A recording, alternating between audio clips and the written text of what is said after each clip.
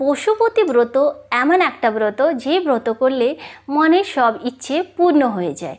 বাড়ি ঘর, বিয়ে হচ্ছে না, বিয়ে, বাচ্চা, আপনার জীবনে যে সমস্যা আছে, চাকরি হচ্ছে না, দোকান চলছে না, আপনার জীবনে যত সমস্যা থাক না কেন সেই সমস্যাগুলো সব দূর হয়ে যাবে। বড় বড় রোগ পর্যন্ত ভালো হয়ে যায় মাত্র পশুপতি ব্রত করলে। পশুপতি ব্রত এমন একটা ব্রত যাতে 5 সোমবার মন্দির যেতে হয়। মন্দির 2 সময় যেতে হয়, সকালবেলা আর বিকেলবেলা। সকালবেলা যে পুজোর থালাটা নিয়ে যাবে, বিকেলে সেই থালাটাই আপনাকে নিয়ে যেতে হবে। আর সঙ্গে নিয়ে যেতে হবে 6টা প্রদীপ আর মিষ্টি কিছু নিজের হাতে বানানো। মন্দিরে গিয়ে 5টা প্রদীপ জ্বালাবেন। 6 নম্বরের প্রদীপটা বাড়ি নিয়ে আসবেন। বাড়ি ঢোকার আগে নিজের ডান দিকে প্রদীপটাকে জ্বালিয়ে তারপরে বাড়িতে ঢুকবেন।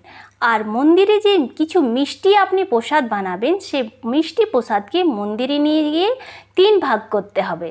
2 ভাগ আপনি ঠাকুরকে দেবেন, মহাদেবকে, আর 1 ভাগ আপনি বাড়ি নিয়ে আসবেন।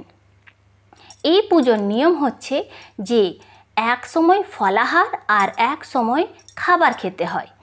খাবারে আপনি ডাল, ভাত, রুটি, সবজি, আপনার যেটা ইচ্ছে সেটাই খেতে পারেন।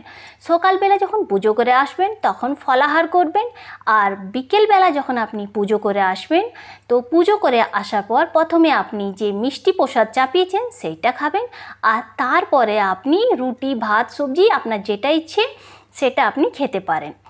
আর আপনাদের যে কমেন্ট ছিল যে থালাতে কি কি রাখবো, চলো আমি আপনাদের থালাটা দেখিয়ে দিই যে পুজোতে কি কি রাখতে হয়।